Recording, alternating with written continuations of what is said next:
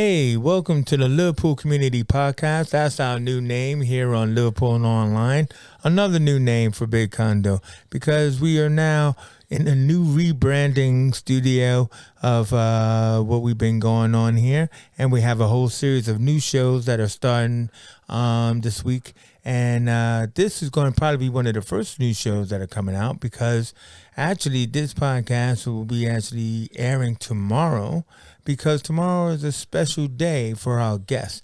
I'm your host, Johnston-Lynch, and my special guest is a good friend of mine and a good friend of yours because she's a good member of our team here, and that's Sinead Renaye. How you doing, Sinead? Hi, everybody. Hi, Chase. How are you? All right, You doing Sinead. well, yeah? Sinead is in a different place right now because gosh. basically she's in the interview hot seat because like she wants, well, hey, I mean, it's a hot topic because this is something close and near and dear to your heart, Yes, it and is. everything, and something that you yourself have been dealing with. And basically, tomorrow is supposed to be Thyroid Awareness Day, Yes, it is, yeah. even though there is a month. Yeah, that's Thyroid usually- Awareness Month is January, Yeah. but Yeah. Thyroid Awareness Day is tomorrow. Yeah. And so so pretty much, we thought we'd do this show dedicated to that, to the awareness of thyroid issues, because you've been living with this issue since you were 11 years old. Yeah, well, I was diagnosed at 14, but we suspect that it was going on for a lot longer before I was diagnosed. So for those who are not aware of it, they may have heard of the word thyroid and thyroid problems. Can you give us kind of like an overview of what is a thyroid issue that you're dealing with and maybe thyroid problems in general? Okay, so there's kind of like two main thyroid problems you can have. There's underactive thyroid, hyperthyroidism, which is what I have, and then there's overactive thyroid, which is hyperthyroidism. And I do know a few people that do have that condition as well, but I've got the underactive version of that. Yeah, I mean, either way, this is something that there is no cure for, is there? And but is it? And you've been living with it for time, and not to belittle that or anything, but can you tell us what is it that you're living with? So with an underactive thyroid, it means that so what the thyroid's responsible for, it's a little gland in your neck. It's actually like in the shape of a butterfly. So kind of like cute. I know. So like the national symbol for thyroid health is a butterfly because of the shape of the gland. It's basically responsible. It produces this hormone, which is replaced by thyroxine. Where it makes thyroxine, it's replaced by levothyroxine, which is the medicine I take to replace the hormone it doesn't make. It's a hormone that's like, it works in conjunction with your metabolism to kind of like get, the nutrients from food around your body. Obviously, what ends up happening if it doesn't work is it doesn't make this hormone. So when you eat or when I eat, my body's not actually getting anything, or it's getting very little from the food that I'm eating. Like the protein, right? Isn't that? Yeah, like anything, like the vitamins, everything, like it's just not getting it. Wow. So obviously, as a consequence of that, what tends to happen is, when you've got this condition, like you rely, so your body has so it relies on energy, doesn't it? It relies on energy from food and from sleep. Yeah. What tends to happen is it starts to rely on sleep, which is why you end up, tired. Yeah, drowsy. Yeah. Just just not having a great time, honestly. And so obviously the medication for this is thyroxine, levothyroxine. It can never truly replace. You can get it to a balance, and you can get it to a balance that works for you. But it'll never truly replace the stuff you're missing, the hormones that you're not getting completely. With that. I mean, you were describing some of the things you had to go through for this, and on the one hand, it sounds kind of cute in description, but you were saying how you had to take something down your throat, and it was kind of like green, like in gamma energy kind of thing. Yeah, so you know what I mean. So obviously, so a quick timeline of my health. When I was 9, I had pneumonia in my lung. It almost killed me. I was 24 hours away from death, but that's a different story. What after I was cured of that, like different kind of areas of my health started to deplete. So what my parents thought was going on initially, because I was mixed race and obviously I've got black heritage, because I had these patches start to appear on my neck. So they were like, oh, it could be diabetes, it could be lupus, which is obviously another one that's quite like present in the black community, or like vitiligo. Yeah, something like that. So obviously initially I was taken to the doctors thinking it was one of those things. What it ended up being was a thyroid problem. The actual process of finding out whether you're underactive or overactive involves like swallowing radiation, like pure radiation. It was Pure absolutely radiation. mad.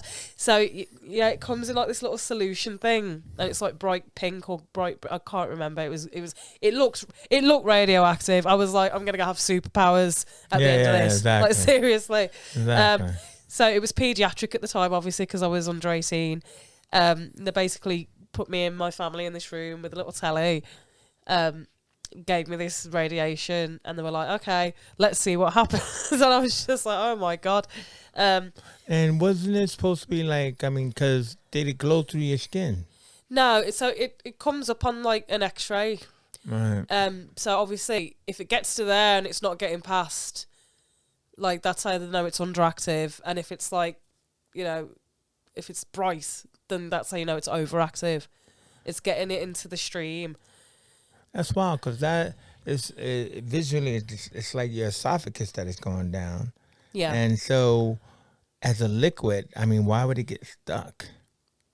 It's not the liquid itself that's getting stuck. So obviously you've got like, you know, the gamma, like the radiation particles. So they'll show up so that when it gets to the part here where it needs that hormone to go places, there'll either be very few particles getting around, which is underactive, or, you know, you'll see it kind of like go like a faster rate, which is how you know it's like overactive. That's just mad. I know. So it's basically, how lights many on my throat times- so you can see what's going on. How many basically. times did you have to take this medicine? It was literally just once, so they could see what was going on. That's just at the least test. That's good. That's just the test to find out what's Yeah. going on with it. And then obviously the actual medicine is like a bit of trial and error until they get you on a dose that they're happy with. So at the minute I'm on 50. But you have to take every day, isn't it? Yeah, it's a day. So there's no cure. It's just like my prescriptions are free for it. Well, But like it is like something I have to take every morning. I can't eat for like half an hour. It has to like it needs so you time have to get take a around my body. pill, Yeah. and then it has to settle in your system before you can eat. Yeah. So that's how it works. Right. And stuff. So, I mean, like, you were saying, like, there's various other discomforts, like, because your food is not getting its nutrients Yeah. and everything like that when you eat. You know, it causes all other kind of problems for you, though, doesn't it? Yeah, so there's a lot that goes on with it. The main one for someone my age as well, because like, obviously a lot of people, or women especially, don't develop thyroid problems until like they're much older. Yeah. It's normally like a postmenopausal thing. Yeah. Obviously having it, you know, from 14, it's like fertility is going to be a massive issue for me in the future.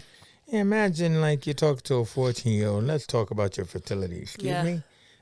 What? I'm still playing baseball. I mean, no, Exactly. That's literally how it was. That's like I was my head was blown off. I didn't know what it was. Didn't know it was even. I was like, "What's a thyroid?" You know what I mean? I was like, "What?" So yeah, it was. You know, it was a bit. You know, obviously, consciously, as I'm like kind of getting into my 20s, I'm kind of like more conscious of it now than I was back then. Yeah, because you are in your 20s now and stuff like that, you know, and everything. You know, now that they've already implanted that into your mind, what does it make you think as a girl who's now a woman?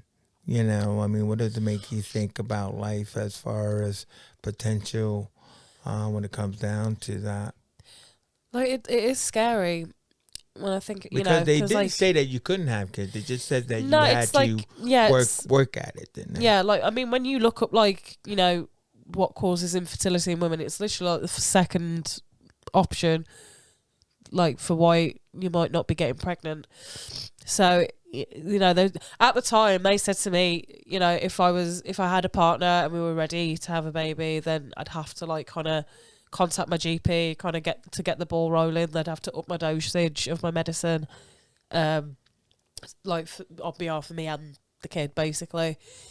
I don't know if it would mean the kid would be born with the thyroid problem. I don't know how. I mean, because it is hereditary, or at least the autoimmune side of it is hereditary. Yeah, but you also explained that, like, what it does is that, like, it will look at foreign bodies as something like antibodies, like something to attack. So, like, if you were to get pregnant, it might react differently. Yeah, so that's the Hashimoto's disease. That Hashimoto's. Hashimoto's, yeah. Hashimoto's. Hashimoto. Hashimoto. There you go, Thank moto. you. There you go. For those who speak Japanese, Hashimoto disease. Yeah. Yeah. So the Hashimoto's is what's, like, triggered the thyroid issue, but it kind of worked. It's like the best mates. They're working like. They work as a two. Yeah, we're two for the road. That's a great old short. Even my own body hates me. No. So the Hashimoto's is an autoimmune disease. So the Hashimoto's is what's initially attacked my thyroid to not work properly, but then it's also a presence in my body. You know, it's also immune, so it attacks healthy tissue, and it's obviously with pregnancies, like, you know, the embryo is a foreign body for a while until, like, kind of like it develops a bit further, and then it's like, oh, it's a baby, you know what I mean? So we did not know. It's like, oh my god, like, who would have thought it? This being with a womb and everything, like, it's a baby. Oh, silly us. Exactly. Sorry about that. Honestly, but yeah, so that's something to think about for, like, a bit later in my life. Having to kind of, like, work with the NHS, work with my doctor, to come up with a solution to, like, how I'm going to get pregnant, you know, what kind of stage of it is going to give me the most trouble. If it's the conception, if it's, like, carrying, I don't know what it's going to end up being. Wow.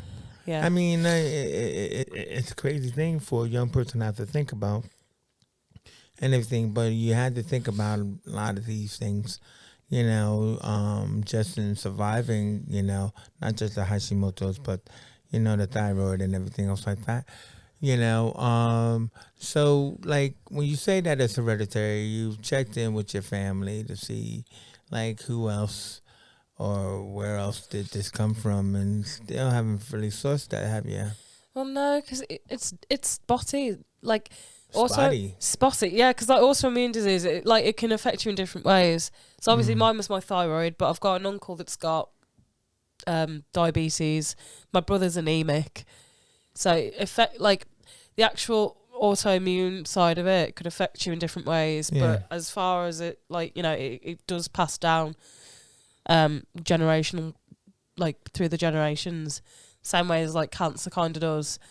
Where, like, if you've got a family member with cancer, like, you're more likely to get cancer and that kind of thing. So it kind of just comes down that way. So when you heard about this at such an early age and everything, what was your research process like? Like, did you actually, you know, I don't know, you like the internet, or did you go to meetings, or was that available for you, or to find out about other people who was living with it? Well, that's the thing. There's not that much. Like, if you go on the internet, there's absolutely loads. There's plenty. But what it ends up tending to be is about, like, you know, the weight loss side of it and stuff. Because obviously a weight's a big factor of it, because, you know, the food you've been eating's not been doing anything, so it's been stored as fat, which is why you end up being bigger when you've got thyroid problems, or smaller if you've got overactive thyroid problems.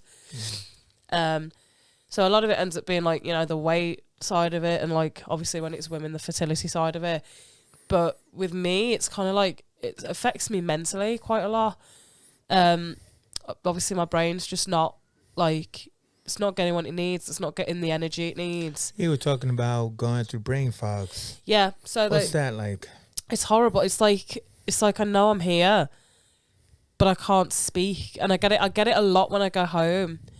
What do you feel mean? like, I don't know. It's like, so obviously here at the minute, you know, I'm talking to you. We're having like a flowing conversation kind of thing. I've prepared for this. I knew what we were going to be talking about. I know what I'm going to say. If I'm just having a regular conversation with someone, there's times where I can't get my words out. And like, I know what I want to say. I'll be going, I don't know, let's say I'm like, I don't know, you know, I've got my cat Luna. Let's say I'm going, oh, Luna jumped on my bed today. So you're talking about your experience of loss of thought. Kind Yeah, of thing. so it could be like, you know, somebody could be talking to me about their pet, and I could be thinking, oh, my cat Luna jumped on the bed today. I'll tell them that. And then it'll just come out as like, yeah, my cat. And I know what I want to say, but I can't say it. It's like the wires don't cross kind of Wow. thing. Yeah, it's really weird. It's like you're aware of your thoughts, but you can't like express them. It's really weird. Yeah, and obviously you see I speak with my hands a lot. It helps. Like, it's motory for me. I don't know. It's kind of like, I mean, I would have to say I haven't really noticed that, but it sounds a bit like a Tourette's or a stutter. You know, where it's something in your brain that stops you from saying something at a particular point in time, and you can't help it, Yeah. and everything like But that. it affects me like, it's not even speech per se as well. It's like simple things. It's like, oh no, I need to go and do something. Like, a main one for me is I forget I need to go to the toilet. I'll be like, oh, I need to pee, and I'll just sit there for another hour, and I'll be like, oh wait, I still need to pee. You know what I mean? It's just one of those. And then if I need to like wash something, or like, you know, it's especially now, like, because at the minute, like, I'm moving out. I'm in the process of moving out, aren't I? And I've spent a lot of like trying to move out, just sat on my bed, thinking that needs to go in that box, and I just won't put it in the box. I'll just sit there and stare at it, and it's weird, because like I feel like it's perceived as just being lazy, but it's just like, it's not. I literally, it's like I'm trapped in my own body. Like, it's absolutely mental. And you know, you can try and like, obviously I'm quite well medicated now, but back then it was like debilitating. It was horrible. Yeah. And obviously I didn't know what was going on. My parents were just like, oh, you know, she's a teenager, she's just lazy, she just wants to lie there kind of thing. Like, none of us knew what was actually going on. And like, my mum knew, like, when I was having bad days because of the way I'd speak. Sometimes I'd be like this, and then there'd be times where I'd just like kind of be stood staring into space, and she'd know that I wasn't there. But they've also must have investigated the symptoms of themselves. Yeah, my mum was like, obviously when she first found out, she was very like, she was quite on it. There's things you can do dietary, like a lot of it was like dietary things, like, because there's still certain foods that are like difficult for my body to process, and it's not even food you'd think would be that bad. It's stuff like broccoli, like thick legumes, Vegetables. like there's vegetables I'm not supposed to eat as well. Well, there you go. They honestly, Vegetables, they're bad, okay? vegetables are bad for you. I get that. You should eat pizza and nothing else. Yeah, exactly. But no, like there's kale and broccoli that are bad for you. Like Sounds bad. I know a big one is gluten. Like, they reckon I should be gluten free. That might help. But Probably. who has time for that? Well, you never know. I mean, you know, but I mean, like, to think about it though is just that I guess how do you keep yourself going when you are diagnosed with something that is no cure? And like, what do you say to like a younger person out there now who is probably receiving that same diagnosis you received, like, what, more than like 8 years ago, probably? Yeah. I'd just say, if there's anyone watching, then you're young and you've got it, just do your research, like, talk to your doctor, because, you know, a big issue with it, like, I found early on was, like, you know, I was having these different amounts of medicine to see like what would be the best for me. And sometimes, you know, they'll be like, oh no, there's the right amount of this in the bloodstream, you should be fine, but you know you're not fine. You know what I mean? So obviously with me, I was like, I'm not fine, I'm taking this amount, you're saying it's the right amount in my bloodstream and it's not working. And then that's when they found out I was vitamin D deficient as well, because I wasn't getting the vitamin D from my food. So now I take the thyroid medicine and vitamin D supplements as well, and that helped me out a lot. Yeah, So, yeah. These doctors out here, I really hate those misdiagnoses. But I mean, like, what I'm saying is that, like, as a person who's living with something that is, what's the word they use? Chronic, or that is continuous, or just living with something that's yeah. I mean, I it's wouldn't there want for to say life. terminal because Yeah. it's not. But I mean, like, how did you keep yourself going? Because it must have been, as a child, it must have been kind of like, what the hell? Because I didn't know what it You know, was. I mean, at the time, I was happy because I knew something was wrong. Like, I knew something was wrong with me, and I was happy to, you know what it was. Yeah. Living with it, it's kind of a bit like, now that it's been so long, it's kind of like, oh, it is what it is. Obviously, when I was younger, I was forgetting to take my pills some days and stuff like that, but my mum was really supportive in, like, you know, making sure I was taking my pills. She knew before I did that I was going to have a bad day, just in my body language, the way I was. Yeah, because if you skip a pill, can you do that? I mean, what does that do? I mean, it's not going to, like, kill you, but you're just Doesn't setting it yourself make up you- for, like, a bad day, like, honestly. Like, you know, like a chemical imbalance. yeah. And, like, you know, and it's the same with any kind of, like, continuous pill you've got to take. Like, if you take it, you know, if you don't take it for a long time, your body will settle into something. And then as soon as you start taking it again, you might feel a bit sick. But then as soon as you're back into taking it, you'll be fine again. But just, like, you know, improved. It's just, it's a bit weird. Like, I don't know. I just got to say, you know, like, for those who know me or those who don't, it's like I have, like, you know, type 2 diabetes, and, you know, I take a lot of pills, and there would be days on end where I wouldn't take it. I'd just be like, I don't give a. And then I really suffered heavily for it in the past couple of weeks and everything. But then now I'm a new person because I take my pills every day. You know what I mean? So always take your pills. Yeah. And everything like that. What about social media as far as, like, information out there? What do you recommend that people go looking if they want to know more about thyroid and stuff? Well, it depends, like, what affects you. I'm expecting that people that want to know more about it are people that are affected by it. Obviously, yeah. There's all sorts out there. Like, there's a lot on Google, there's a lot on the internet, there's YouTube videos. It's like I said, it's mostly weight loss related because that's, you know, one of the biggest factors. But, you know, it is all down to you, kind of like knowing your own body with it, knowing how to deal with it, like speaking to your doctor, and, like, you know, informing your family as well. Like, tell them how they can support you. Like, you know, don't serve them a certain thing at dinner. You know, things like that that help you out.